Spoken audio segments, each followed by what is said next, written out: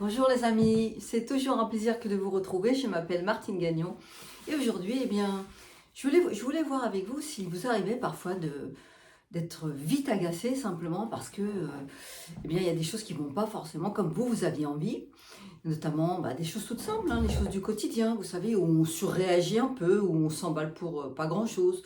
Est-ce qu'on n'a pas tous vu parfois dans notre famille ou entre amis, simplement sur une partie de cartes, quelqu'un qui va s'emballer parce que l'autre a mal joué, ou je sais pas, ce genre de choses, ou parce qu'on n'a pas compris une règle. Vous savez, des choses toutes bêtes où des fois ça se termine avec une ambiance un petit peu moyenne. Ou aussi, ou simplement parce que le fils n'a pas écouté vos conseils.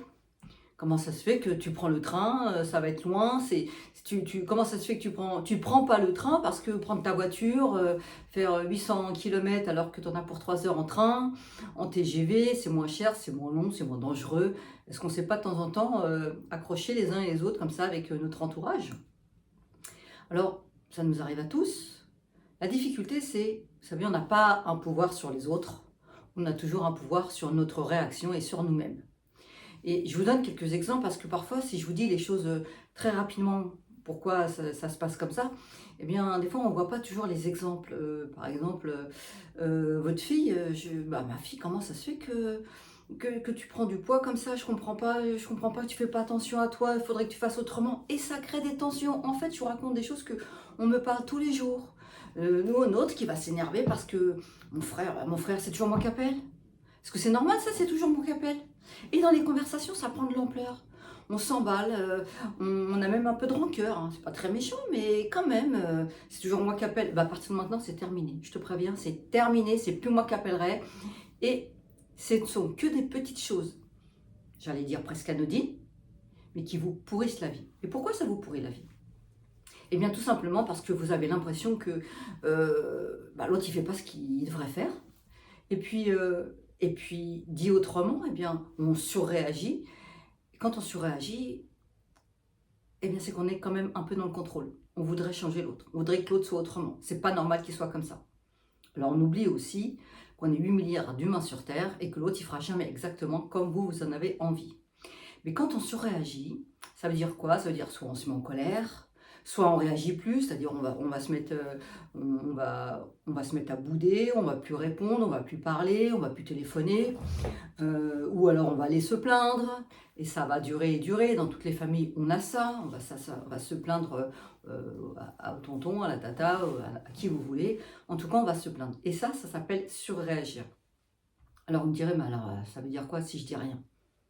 Curieusement, le jour où vous réagissez moins, où vous êtes moins en colère, les choses, elles vont se calmer beaucoup plus vite et beaucoup mieux. Quand on surréagit, si on ne s'en rend pas compte, c'est pour ça que je vous en parle, c'est tout simplement parce que des fois, soit on veut jouer le sauveur, on a besoin de se sentir utile. On ne comprend pas que l'autre ne nous écoute pas. Et quand on ne comprend pas que l'autre ne nous écoute pas, alors là, on est dans le contrôle. Et quand on est dans le contrôle, le contrôle amène toujours une forme d'anxiété et d'insécurité. Je vous le dis, pourquoi je vous le dis? Parce que des fois, on ne le voit pas. Quand on est dans le contrôle, même si on ne se rend pas compte, c'est qu'on veut un peu garder le pouvoir, en fait. On a l'illusion qu'on va garder un petit peu le pouvoir sur l'autre. Et pourquoi on est dans le contrôle? Quand on est dans le contrôle, c'est qu'on sent de l'insécurité. Alors, d'où viendrait cette insécurité? Cette insécurité, il faut se poser la question, hein. Elle peut venir on a peur que, par exemple, je parlais du premier exemple, on a peur quand on donne un conseil à son fils, à sa fille, on a peur de ne pas être entendu, de ne pas être vu, hein, on a peur qu'on ne reconnaisse pas. C'est tout ça qui se cache derrière. On ne le voit pas toujours. Quand on se rend compte que on se dispute pour des petites broutilles, des fois simplement sur un conseil, hein, un conseil qu'on va donner pour faire les travaux, un conseil pour faire de n'importe quoi. Quand l'autre ne vous écoute pas et que vous vous sentez pas bien et que vous vous énervez, c'est que derrière, vous avez un besoin de contrôler. Et quand on a un besoin de contrôler, c'est qu'il y a une insécurité. L'insécurité, on peut aller la chercher. Qu'est-ce que ça me fait quand j'ai de l'insécurité? J'ai peur de quoi?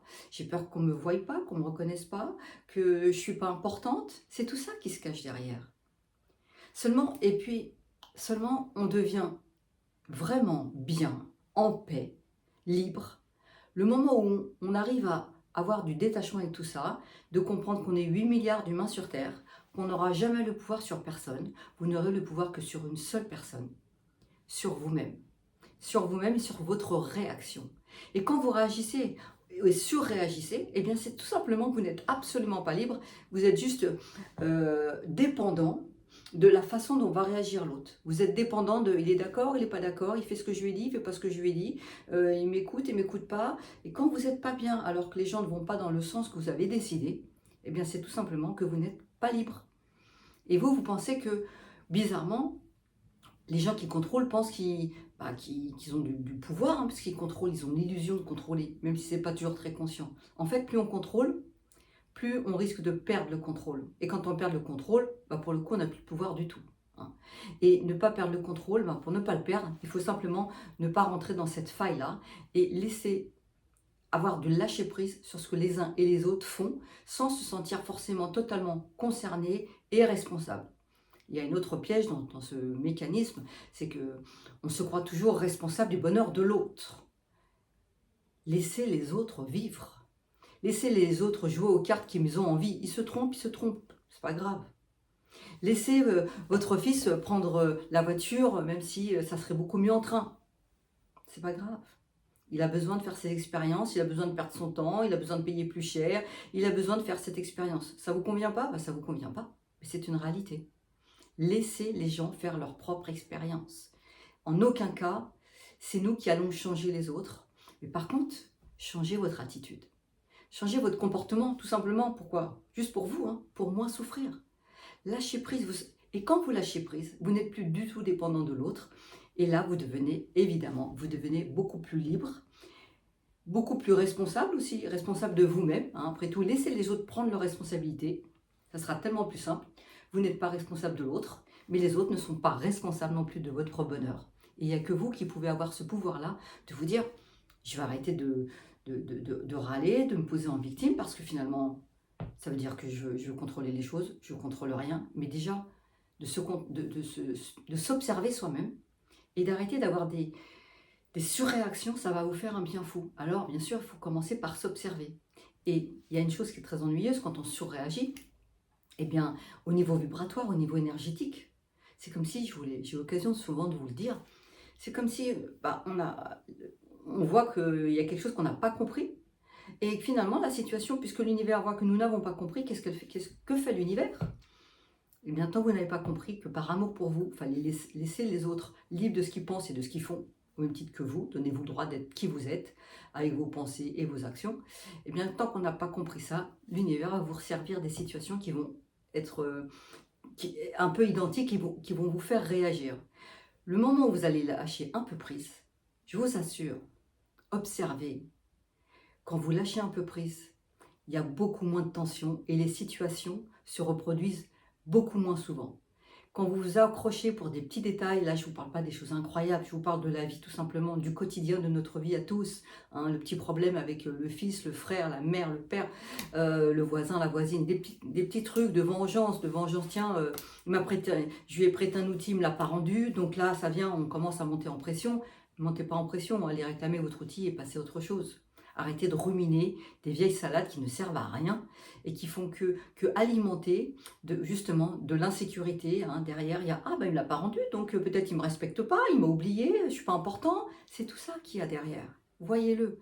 Et quand vous comprenez tout ça, moi j'attache beaucoup d'importance à comprendre les mécanismes, parce que quand on comprend les mécanismes, eh bien je vous assure, tout change. On se dit « Ah bah oui, finalement. Bah oui, mais bien sûr. Bah si c'est ben oui, mais bien sûr. » Eh bien, observez-vous et faites-le le plus souvent possible pour vous sentir mieux. Et puis, expérimentez. Hein. Comme d'habitude, ne me croyez pas. Ne me croyez surtout pas. Mais expérimentez. Lâchez prise quand quelqu'un fait une erreur, quand il joue aux cartes avec vous. C'est pas si grave. Lâchez prise quand votre fils il décide de prendre la voiture et puis qu'il aurait mieux fait de prendre le train. Lâchez prise. Quand il a acheté une voiture qu'il aurait pu avoir, cette voiture est beaucoup trop grosse, il n'en a pas besoin, il aurait pu prendre plus petit. Lâchez prise à tout ça. C'est sa vie, c'est pas la vôtre. Donc lâchez prise. Arrêtez de vous bagarrer pour des rien du tout. Et vous verrez que moins vous allez vous bagarrer, et bien plus les choses, elles vont se passer curieusement, comme peut-être vous en avez envie. Voilà ce que je voulais vous dire aujourd'hui. J'espère que cette petite vidéo vous aura rappeler quelques bonnes notions pour aller mieux. Et puis, si vous avez aimé, partagez la vidéo. Il y a peut-être des gens qui sont concernés autour de vous. Vous abonnez-vous à ma chaîne YouTube. Retrouvez-moi en coaching individuel ou dans mes ateliers. Et puis surtout, rappelez-vous de l'essentiel. Si vous êtes vraiment unique, d'une grande valeur et que vous méritez le meilleur. Alors toutes ces petites vidéos sont juste là pour nous faire prendre conscience d'aller de mieux en mieux et puis évitez de vous prendre la tête. À très bientôt, j'espère. Au revoir.